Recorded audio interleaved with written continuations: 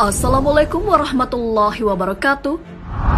Sahabat beriman, kitab suci Al-Quran diturunkan untuk menyempurnakan kitab-kitab sebelumnya, menjadi pedoman manusia untuk menjalani kehidupan di dunia. Di dalam Al-Quran juga terkandung petunjuk untuk menggapai kehidupan akhirat. Kandungan isi Al-Quran sejak awal diturunkan tidak pernah berubah. Namun, kamu jangan menyangka Al-Quran akan tetap abadi. Sebab ada masa di mana kitab suci Al-Quran akan musnah.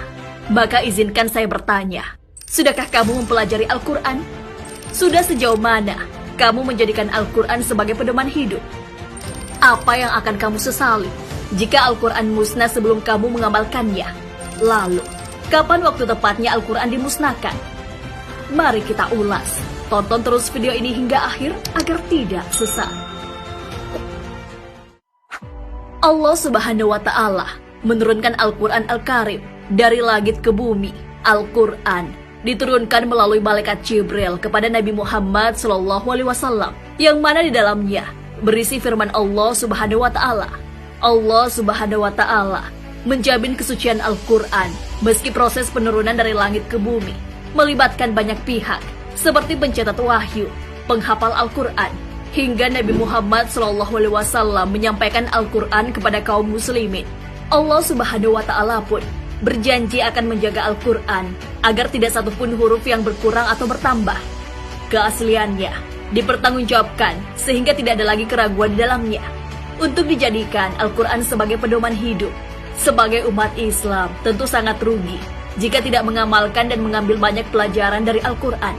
Untuk kehidupan sosial, Al-Quran telah memberikan panduan secara lengkap. Misalnya, bagaimana menjaga hubungan baik dengan tetangga, menolong orang yang membutuhkan bantuan kita, serta larangan mengambil yang bukan hak kita dari orang lain. Al-Quran juga secara tegas melarang adanya saling mencela. Andai kata ini diamalkan, maka tidak akan ada keributan yang terjadi di sosial media. Coba kita simak baik-baik ayat-ayat Al-Quran yang melarang kita saling membuli. Wahai orang-orang yang beriman, janganlah suatu kaum mengolok-olok kaum yang lain, karena boleh jadi mereka yang diperolok-olokkan lebih baik dari yang mengolok-olok. Dan jangan pula perempuan-perempuan mengolok-olokkan perempuan lain, karena boleh jadi perempuan yang diperolok-olokkan lebih baik dari perempuan yang mengolok-olok. Janganlah kamu mencela satu sama lain, dan janganlah saling memanggil dengan gelar-gelar yang buruk.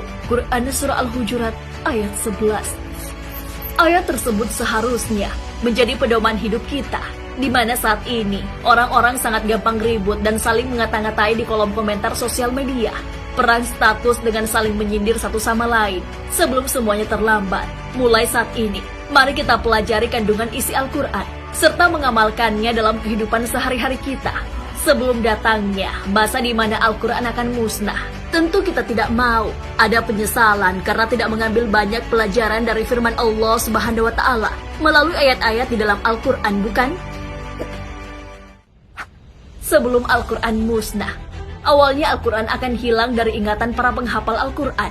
Al-Quran akan hilang dari ingatan manusia. Ayat-ayat dalam setiap lembaran-lembaran mushaf Al-Quran pun akan kosong. Peristiwa hilangnya Al-Quran dari ingatan terjadi ketika agama Islam memudar secara perlahan. Hingga puncaknya, ritual ibadah seperti sholat, puasa, haji, dan sedekah tidak lagi dikenal orang-orang.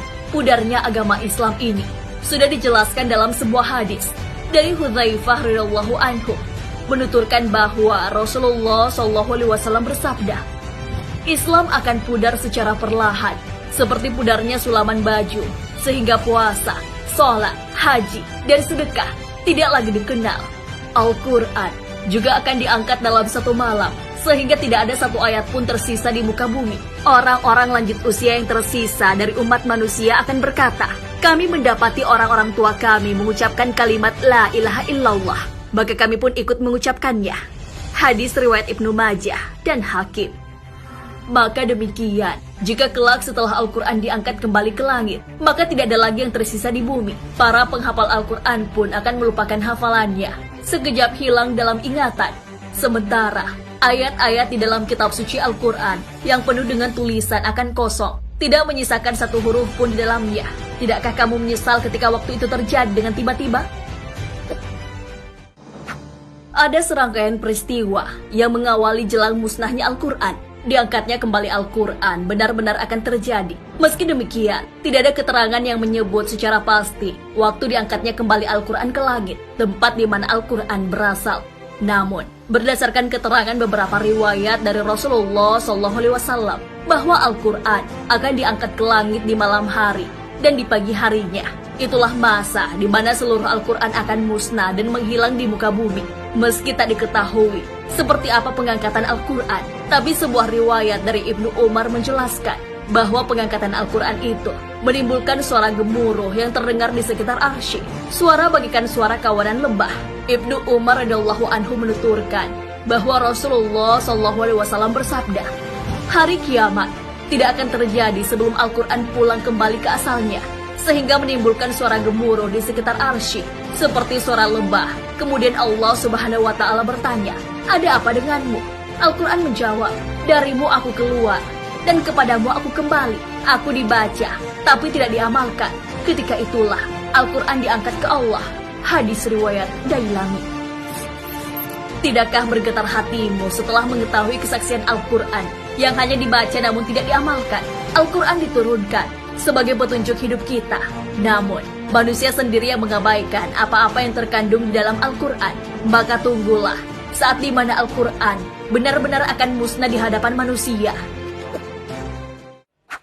Ada beberapa tanda-tanda jelang Al-Quran musnah di muka bumi ini. Al-Qurtubi menyebutkan bahwa peristiwa pengangkatan Al-Quran ini terjadi saat keluarnya binatang aneh dari perut bumi. Binatang aneh yang dimaksud akan memberikan kesaksian bahwa manusia yang hidup pada saat itu tidak yakin pada ayat-ayat Allah Subhanahu wa Ta'ala. Hal ini sebagaimana diterangkan dalam salah satu ayat di dalam Al-Quran. Dan apabila perkataan telah jatuh atas mereka, kami keluarkan sejenis binatang melata dari bumi yang akan mengatakan kepada mereka bahwa sesungguhnya manusia dahulu tidak yakin kepada ayat-ayat kami. Quran Surah An-Naml ayat 82. Al-Qurtubi menjelaskan kalimat perkataan telah jatuh atas mereka adalah matinya para ulama, hilangnya ilmu, dan diangkatnya Al-Quran. Oleh karena itu, Ibnu Mas'ud berpesan banyak-banyaklah membaca Al-Quran sebelum Al-Quran diangkat ke tempat asalnya. Nah, apakah kita sudah disibukkan dengan memperbanyak membaca Al-Quran? Ataukah lebih banyak menyibukkan diri membaca komen-komen media sosial yang isinya hanya saling mencela-mencela?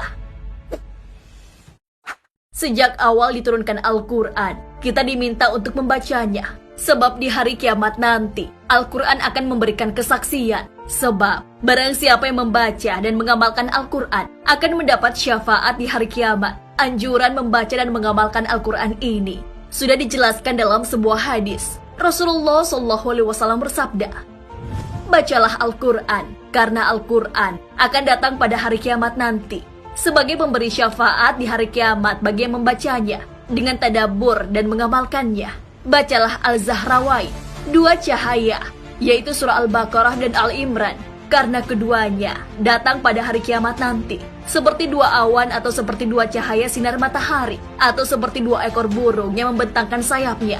Keduanya akan menjadi pembela bagi yang rajin membaca dua surat tersebut. Hadis riwayat Muslim. Syekh Faisal Al-Mubarak rahimahullah menjelaskan bahwa hadis tersebut merupakan motivasi dan perintah agar kita terus membaca Al-Quran. Bahwa saja Al-Quran akan memberikan syafaat di hari kiamat. Maka, mari kita selalu membacanya, berpegang teguh dengan kandungannya, melaksanakan perintahnya, dan menjauhi larangannya. Sahabat beriman, sampai di sini, masihkah kita enggan meluangkan waktu untuk membaca Al-Quran? Jangan sampai timbul penyesalan tidak pernah membaca apalagi menyentuh Al-Quran. Hingga tiba masa di mana Allah Subhanahu wa Ta'ala mengangkat kembali Al-Quran ke langit. Jangan sampai menyesal. Wallahu a'lam bishawab. Wassalamualaikum warahmatullahi wabarakatuh.